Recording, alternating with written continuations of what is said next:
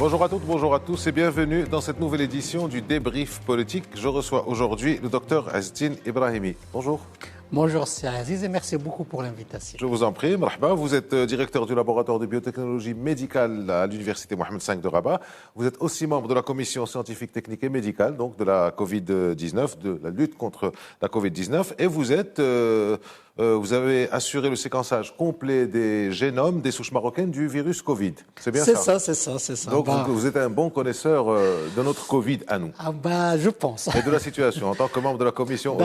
C'est ça ce qui est bien avec ce Covid, c'est en fin de compte, il vous rend, comme disent les Américains, humble, très humble. Parce qu'en fin de compte, chaque fois qu'on découvre quelque chose, mais je suis très content de partager avec vous et de partager avec la population marocaine toutes les données scientifiques dans une transparence complète. Une forme de Jean Gabin. Plus à 60 ans, on se rend compte qu'on ne sait pas grand-chose. Exactement. Alors vous êtes un connaisseur de ce virus. Où en est la pandémie? En nombre de morts, de contaminations, de malades en réanimation, intubation, enfin, où on en est? Voilà, donc, mais je veux commencer par dire, vu le titre de votre émission, le débrief politique, donc je ne vais pas faire de politique, je vais décevoir beaucoup de personnes, mais je pense qu'on... Tout est politique, dit-on. Voilà. Allons-y quand même. Mais en fait, qu'en fin de compte, on a toujours besoin d'une vision universitaire, une vision académique des problèmes, parce qu'on est obligé de faire des SWOT, des PESTEL, de présenter l'état des lieux et aussi donner vraiment des indications sur le futur, ce que je vais essayer de faire à travers cette pandémie, en commençant par votre première question, en parlant de on est où. Donc en fin de compte, et comme on avait prévu, d'ailleurs on l'avait fait avec vous ici, c'est de parler en fin de compte qu'après l'Eid el-Kebir, il y aura vraiment une vague. Et donc cette vague, malheureusement, était vraiment avec l'explosion, je dirais, du mutant ou du variant Delta. Donc on avait une pente ascendante, on avait plein d'infectés, plein de décès qui a touché toute la population marocaine.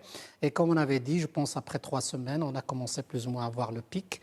Et là, on commence à descendre un petit peu. Donc le pic est derrière nous. Je voudrais juste rappeler qu'en fin de compte, que c'était très hétérogène au Maroc parce que, comme la vague de l'Aïd, tout le monde est descendu vers le sud. La vague a commencé par le sud. Et là, il est en train de remonter. Donc, je dirais, par exemple, dans la région de Messa, Souss Messa, je pense qu'on est vraiment très, très loin du pic. Marrakech aussi. Et à Casa, Rabat, on est plus ou moins au niveau, on stagne. On est en train de Il est en train de baisser au fur et à mesure qu'on va vers le nord. Vers le nord. Mais alors, dans ce cas, pourquoi il y a autant de décès par jour? On maintient. Hier, c'était 105 ou 106, je pense. Donc là, c'est une très très bonne question. Il faudrait vraiment rappeler comment ça marche au niveau de cette pandémie. Vous ne voyez pas les résultats des baisses qu'après 2-3 semaines. Et donc là, malgré qu'on est en train de voir en fin de compte une baisse au niveau des infectés, malheureusement, pendant une quinzaine de jours à 3 semaines, on va encore voir vraiment le chiffre qui stagne, puis après qui va chuter et on va arriver vers le bas. Bien sûr, c'est conditionné avec 2 choses, de réussir la rentrée scolaire et aussi la campagne électorale, parce que je rappelle chaque fois que je dis que le virus ne fait pas de différence entre un groupement religieux ou un regroupement politique ou un regroupement familial. Il est démocratique, il touche tout le monde. Alors c'est intéressant parce que ce que vous dites, j'ai lu dernièrement un statut que vous avez fait sur les réseaux, sur Facebook, pour ne pas le nommer, où vous expliquez quelque part que nous nous rapprochons plus du cas danois ou du cas britannique dans cette maîtrise que autre chose, que nous sommes en train de gérer, que nous avons géré finalement cette pandémie de la manière plus danoise et britannique qu'autre chose, que nous sommes plus dans le nord que dans le sud. Vous dites ça parce que vous êtes membre de la commission, que vous défendez un peu votre job, ou vous dites ça parce que vous en êtes convaincu? Expliquez-nous un peu votre thèse. Non, je le répète chaque fois pour dire, moi je défends le Marocain. Voilà, c'est ça. Moi je ne veux pas voir des vies marocaines, je veux sauver des vies marocaines. C'est ça ce qui m'intéresse le plus. Et chaque fois je le fais dans mon pays, mais librement. Et ça c'est très très important pour moi. Et je le dis comme je le pense. Je peux me tromper des fois, mais la plupart du temps, je dis du point de vue scientifique. Et donc, je rappelle pour le modèle marocain. Donc, le modèle marocain, il y a plusieurs modèles de faire une lutte contre cette campagne. Il y a le modèle, plein de gens nous donnent ce modèle australien, qui est néo-zélandais. C'est en fin de compte, c'est zéro Covid. C'est-à-dire, chaque fois qu'il y a une infection, on bloque tout et on vraiment confine. C'est pour cela que chaque fois, on parle de Sydney qui est confiné et Auckland qui est confiné. Mais là, c'est une approche qui n'est pas marocaine. Le Maroc a pris une approche plutôt anglo-saxonne, du type Grande-Bretagne, danoise aussi, scandinave. C'est-à-dire qu'on va essayer de vacciner le maximum de personnes. Comme ça, même s'il y a une arrivée d'une mutation, on va certainement parler de variants, on pourra plus ou moins la survivre. Et donc là, je donne l'exemple du Danemark. Chaque pays qui va arriver un chiffre de 65% de vaccinés de la population totale, on ne parle plus de population cible, là on parle de population totale, commencera à maîtriser. La Grande-Bretagne vient de le déclarer il y a 2 jours, de dire voilà, le Covid reste une maladie normale, bénigne maintenant, tout simplement parce que même avec les gens qui vont développer des cas de Covid, ils développeront moins de cas sévères. Il n'y aura pas un stress sur vraiment le système sanitaire. Je rappelle que le Maroc, avec la vision royale, était très très clair dès le départ. Et il faut qu'on valorise ça.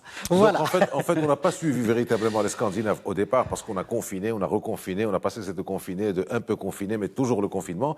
Mais là, on s'en rapproche sur la vaccination, c'est-à-dire une adhésion et une libération, enfin, une levée des restrictions, chouïa. Mais je pense là, il faut donner vraiment valeur à ce qu'a fait Sa Majesté, sa vision anticipative. Parce que dès le départ, on avait besoin de à peu près 6 semaines de voir ce qui se passe à l'international. C'est pour cela que le Maroc a confiné de façon anticipative. C'est tout simplement quand je reprends... La commission a été constituée quand? Je pense que c'était avant même que ça se déclare. Parce qu'il y avait transformation de la commission. La commission existait toujours. Et donc là, après, il y avait juste avec la Covid, il y avait constitution de la commission. C'était dès le mois. C'était avant même qu'on déclare. C'était avant mars, en janvier, février. Oui, tout à fait. Donc vous travaillez dans la discrétion. On ne savait pas ce qui nous attendait, mais vous étiez là. C'était une critique aussi, parce que les gens disaient pourquoi on ne connaît pas ces membres de la commission, mais tout simplement parce qu'ils travaillaient dès le départ. Et non, à partir du moment où vous faites le job... Alors, ici même, il y a 1 mois et demi, vous aviez dit, vous venez d'y faire référence, qu'après Eid Kbir, il y aurait une augmentation.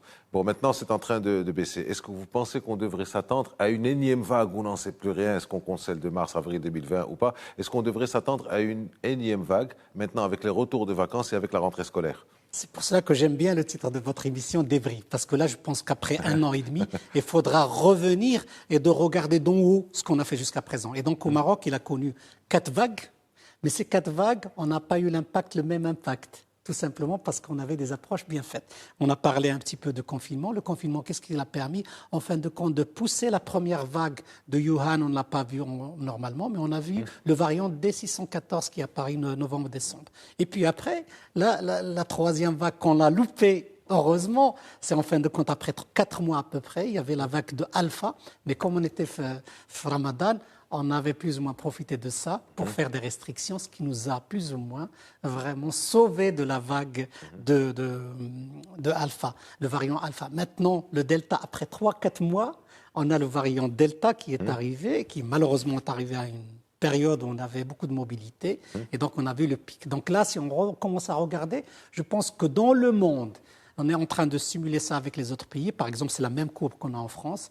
Et donc là, les 4 vagues, c'est à peu près là, il y a un rythme de 3-4 mois pour avoir une vague qui coïncide généralement avec la domination d'un variant. Donc là, au Maroc, on est en train de descendre. C'est pour cela que le débrief, il faut vraiment qu'on se prépare. On a ces 3-4 mois pour faire atteindre l'objectif qu'on a en tête d'arriver à 65%. C'est pour cela qu'il faut vacciner. Il faut vraiment qu'on arrive à le faire le plus rapidement. Pour s'il y a des mutations qui arrivent, s'il y a des variants qui arrivent, on sera vraiment avec la situation des pays comme la Grande-Bretagne. Alors, quand vous parlez de variants, forcément, je vais vous parler du variant MU et du variant chiffré que vous m'avez dit tout à l'heure hors antenne. C'est quoi cette question? Donc, pour rappeler, en fin de compte, c'est un phénomène naturel. Les gens ne le connaissent pas, mais vraiment, là, ce qui est bien, on est en train d'avoir une leçon de virologie sur le tas. On devient tous spécialistes en virologie.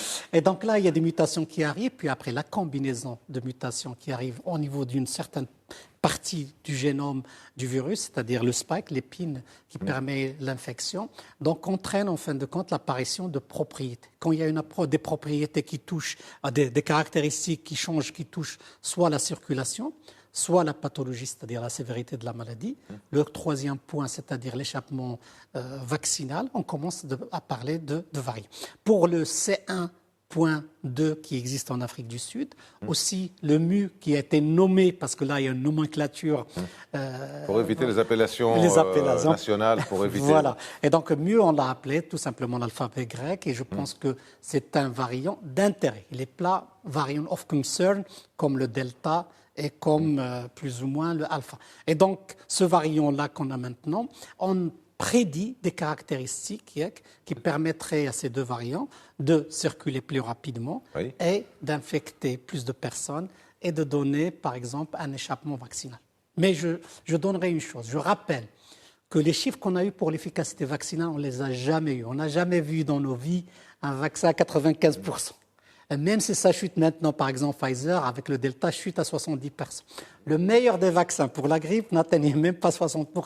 Donc on est toujours au-delà de 50%, qui est la ligne rouge que l'Organisation mondiale de la santé a donnée. Je ne peux pas avoir Azdine Ibrahimi sur le plateau sans poser la question que tout le monde a rencontré à un moment ou à un autre, qu'on appelle complotiste. On dit que les variants, c'est les vaccins qui induisent les variants, première chose. Et deuxième, j'aimerais bien avoir votre réponse. Ah, bien sûr. Pour moi et pour tout le monde. Et puis la deuxième, c'est que finalement, le Covid, c'est la grosse grippe, quoi.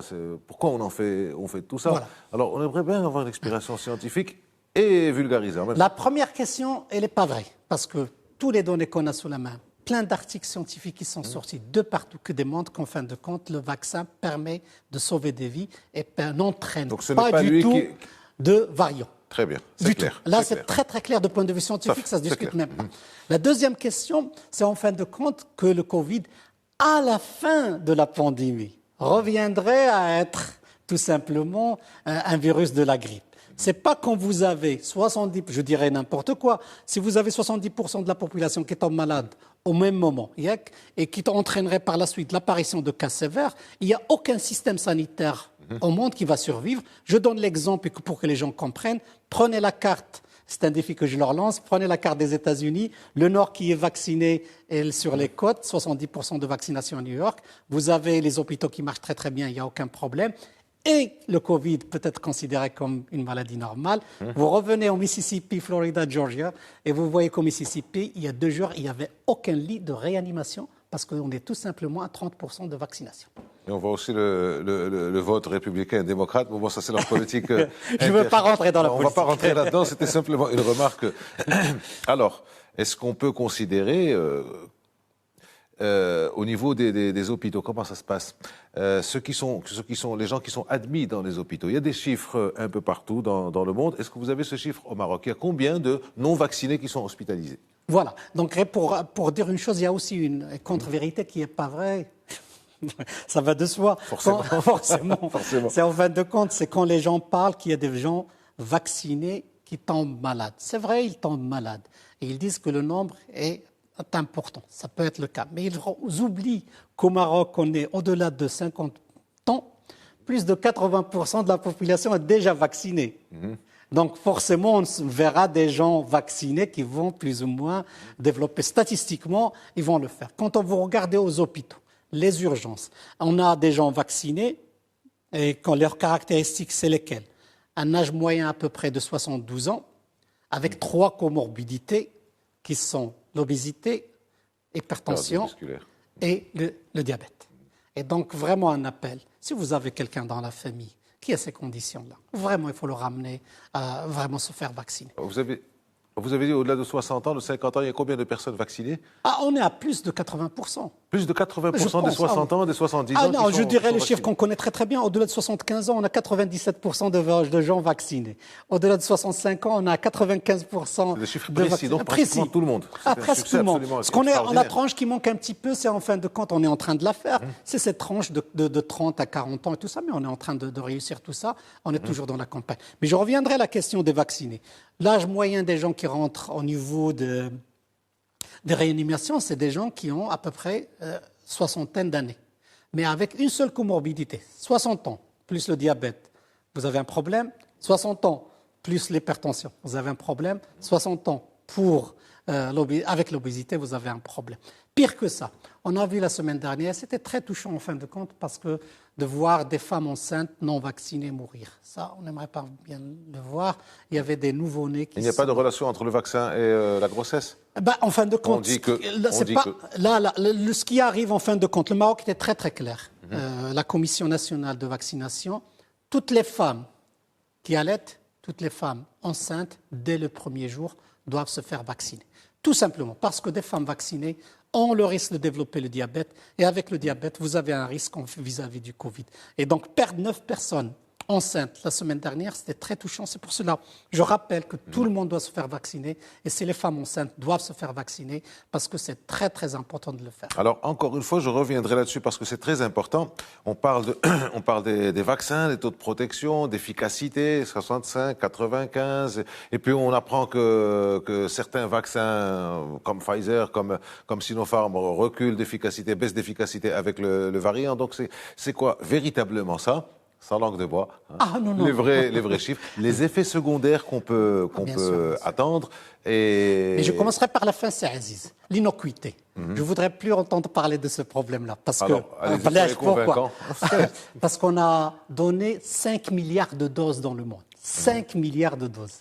La population mondiale est vaccinée à 33%. Malheureusement, c'est les pays du Nord qui sont vaccinés. Bien entendu. Et le nombre d'effets vraiment indésirables est très limité. Il n'y a aucune discussion. Donc là, c'est vraiment l'innocuité, la toxicité, tout ça. Il ne faut pas en parler parce que là, on ne parle plus d'efficacité, mais d'effectiveness. L'effectiveness, ça veut dire l'efficacité sur le terrain. Elle est là, je pense que tout le monde le connaît. Mais pour l'efficacité, pour que ça soit très très clair, quand on a développé la première génération des vaccins, on l'a développé contre un type de variant.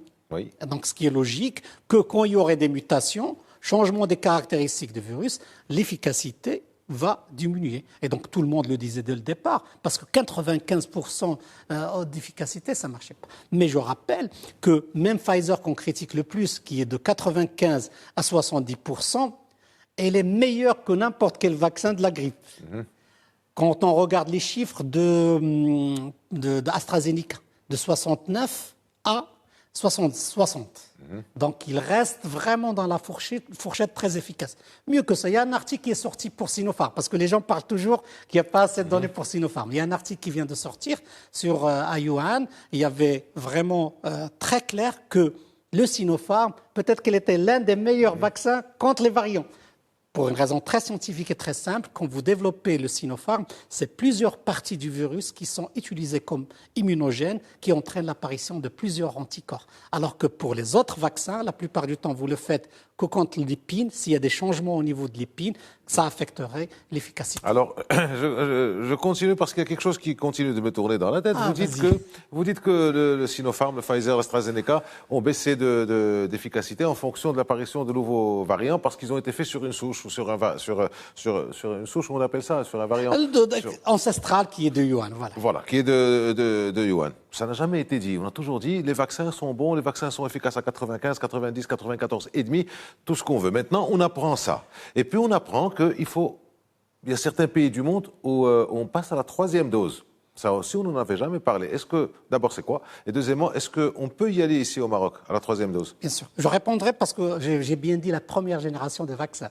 Ça veut dire qu'il y a la 2e génération de vaccins. La 2e génération de vaccins, ça arrive avec Novavax. Novavax, c'est un vaccin américain. Et là, c'est plusieurs protéines qui ont été utilisées pour plus ou moins générer cette immunité. Et là, peut-être qu'on n'aura pas ce problème d'efficacité. C'est pour ça que je vais insister la première génération. Et je rappelle aussi que plein de gens, plein de compagnies sont en train de travailler sur ce qu'on appelle un vaccin universel. C'est-à-dire, malgré les variations qui pourraient affecter le virus, on pourra toujours avoir cette immunité. Et donc là, de ce côté. Je reviens, votre question est très très importante pour la 3e dose parce que c'est une question scientifique. Et je pense qu'on l'avait discuté la dernière fois, la durée de l'immunité acquise ou naturelle. C'est une question qu'on avait toujours tout le temps et qu'on avait répondu, on n'avait pas de réponse. Acquise, c'est-à-dire le vaccin, naturel, c'est-à-dire par infection. Par infection. Et donc là, on commence à avoir des chiffres et les résultats. Donc les résultats qui nous parviennent tout simplement pour dire au-delà de 60 ans, au-delà de 6 mois, il y a l'immunité qui commence à chuter et à descendre chez des gens. Quelle qu'elle soit, acquise ou naturelle? Acquise ou naturelle. Et donc là, ce qui est normal, c'est en fin de compte revenir et dire, voilà, peut-être qu'il faut faire un boostage. Ce boostage, il y a un pays qui l'a fait et qui donne des résultats très très bien, c'est Israël. Israël parce que c'était les premiers à vacciner. Et avec le boostage, il est super bien, les courbes sont très très bien. Il y avait une infection, il y avait une hospitalisation qui a augmenté. Et puis après, avec le boostage, ça descend. Les gens qui vont le faire, et c'est pour cela, c'est ça ma vision. Je pense qu'au Maroc, on est en train de le discuter, mais pour le faire, la population vulnérable, les gens au-delà de 65 ans et les frontliners, c'est-à-dire les gens qui ont contact avec le virus, par exemple, les médecins, les infirmières et tout ça. Alors quand on parle de 3e dose, justement, se pose la question du mélange des vaccins.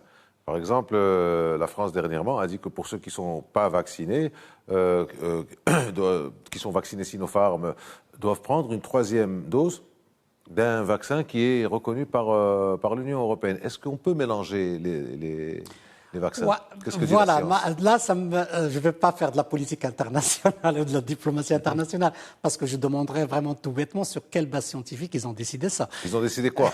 De faire les gens qui sont vaccinés Sinopharm, de leur donner une 3e dose avec Pfizer, par exemple. Il faut avoir un essai clinique pour le faire. Oui. Et donc, ce que font d'autres pays, donc il y a plein d'autres pays qui sont plus ou moins en train de faire des essais cliniques, en mélangeant vraiment les vaccins. Il y a des gens qui proposent, par exemple, de prendre une première dose avec un vaccin, 2e dose avec un autre, et je pense qu'il y a une base scientifique à tout ça. Pour la France et tout ça, je pense qu'ils sont en train de trouver une solution à leur problème avec Sinopharm. Voilà, pour ouvrir la voie à Sinopharm. Mais je pense... Mais concrètement, moi j'ai 2 doses AstraZeneca, est-ce que je peux prendre une 3e Pfizer ou Johnson ou Sputnik ou scientifiquement parlant, Sputnik, c'est pas vendu au Maroc. Sputnik, c'est pas vendu au Maroc. Non, c'est pas vendu au Maroc. Mais pour dire la vérité, en fin de compte, nous, dans le schéma vaccinal au Maroc, on a des vaccins qui sont déjà accrédités au Maroc. Et après une certaine période, c'est-à-dire s'il y a un boostage à faire, si vous avez, par exemple, cette personne qui a pris Sinopharm de point de vue scientifique, c'est pas une recommandation, après quelques mois, il peut se faire vacciner. Je pense que c'est pour cela c'est la position française sur ce point-là. Au Maroc, on n'a pas ce problème. Je pense que les gens qui sont vaccinés avec un seul vaccin, avec un vaccin particulier, on a assez de doses pour faire un rappel. Si c'est démontré cliniquement qu'en fin de compte, se faire un boostage avec un autre, on le fera. Donc ça n'a pas encore été démontré scientifiquement. Non, il n'y a pas les essais cliniques ne sont pas terminés. C'est le problème des autres. On n'a pas encore ce problème. Alors on va arriver à la question qui intéresse beaucoup de monde, certainement, à la vaccination des adolescents de 12 à 17 ans. Donc il y a des chiffres. J'ai entendu dire, j'ai lu, tout le monde s'informe que sur 1 million, les 0 à 18 ans, il y a à peu près une vingtaine de décès. Sans vaccin, sans rien. Alors pourquoi les vacciner? On sait que le vaccin n'empêche pas, n'évite pas la contamination ou le transport enfin du virus. Donc pourquoi encore une fois les vacciner puisqu'ils peuvent servir de vecteur? Et 3e question, que choisir? Beaucoup de Tout questions. le monde se pose Beaucoup de questions à la fois. Donc, mais je rappellerai que vous avez parlé de vingtaine de personnes de décès. Mais moi, j'ai toujours cette dimension humaine. Ça peut être un point négatif. Pour moi, quand je vois un décès, je vois une famille, je vois des gens qui ont perdu quelqu'un. Et terriblement, ça m'affecte. Non, voilà. même c'est Astine, même. Non, je veux revenir à ça. Je ne veux pas être cynique, mais 20 personnes décédées sur 1 million, ça veut dire qu'il n'y a pas de risque. Là, je veux à titre personnel, ça, c'est juste titre personnel. D'accord. Je vous rejoins alors. Là, à titre personnel. On est d'accord. Mais je reviens à la science. Là, mais à titre personnel, parce que j'arrive plein de gens, ils disent voilà, on perd que tant de personnes, c'est pas grave. Mais pour dire, si c'est votre famille, si c'est votre enfant, je pense que ça va changer beaucoup de choses. Oui, pour dire cet argument humain. Mais de point de vue scientifique, nous, on est en face. Il y a des gens qui sont des enfants, qui ont des pathologies et qui ont des morbidités. Il faudra les préserver, les sauver. C'est pour cela qu'on les vaccine. Le 2e point, pour arriver à un certain niveau de vaccination, à 65%, 70%, le Maroc ne peut ne pas vacciner ces gens-là parce que pour briser la circulation du virus. Parce que déjà, entre 12 et 17, on a à peu près 3,5 millions de personnes. Donc, ça participera, en fin de compte, alors, choisir Pfizer, choisir Sinopharm, c'est la question que pose tout le monde sur les réseaux. Ah voilà, je répondrai rapidement, je l'avais toujours dit. De point de vue scientifique, pharmacologique, ces 2 vaccins se valent. Donc, on ne vous a pas donné de choix de choisir sur la base scientifique, que ce soit très clair. On vous a donné le choix selon ce que vous sentez. Si vous êtes plus confortable avec un vaccin classique, allez pour Sinopharm. Si vous avez un enfant de 17 ans qui voudrait partir et pour la circulation à l'international et vous préférez Pfizer, faites Pfizer. Les 2 se valent complètement. Très rapidement, j'ai encore 2 questions pour vous, mais très rapidement. On dit que la technique du virus atténué est connue. On dit que la technique de l'ARN messager commence à être connu, mais on n'a pas assez de recul historique. Qu'est-ce que vous répondez à ça pour rassurer les gens? Pour dire de point de vue scientifique, quand on parle que les techniques ARN, c'est nouveau. C'est pas d'hier, c'est en fin de compte 10 ans qu'on est en train de travailler. C'est une idée qui revient aux années 70-80. L'ARN messager. L'ARN messager, c'est déjà dès le départ, on réfléchit à ça. Aucune implication avec l'ADN. Non, c'est de l'ARN messager. Ça, ce qu'on est en train de dire, c'est donner le code pour la cellule pour produire notre protéine qui va faire le travail. Et ça, c'est très, très important. C'est pour cela que j'insiste que le Maroc doit avoir cette plateforme parce que ça ouvre la voie à tous les médicaments biotech. Aucun risque de mutation génétique. Ça ne rentre pas au niveau de l'ADN, ça ne s'intègre pas avec l'ADN. C'est l'ARN. C'est l'ARN, elle est détruite au niveau du cytoplasme. Dernière question, Estine Ibrahimi. Merci d'avoir été succinct et clair dans vos réponses. Nous sommes à 3 jours des élections.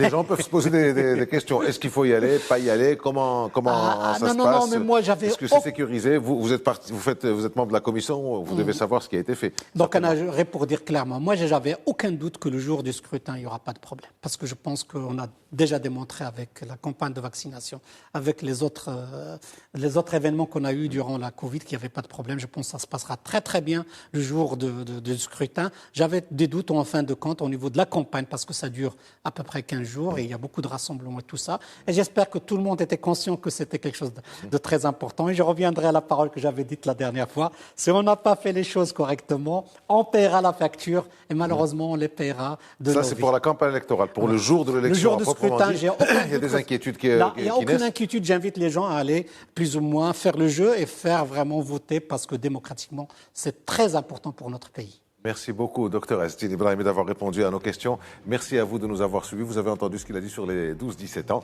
et sur les élections. Voilà. À la semaine prochaine. Merci beaucoup.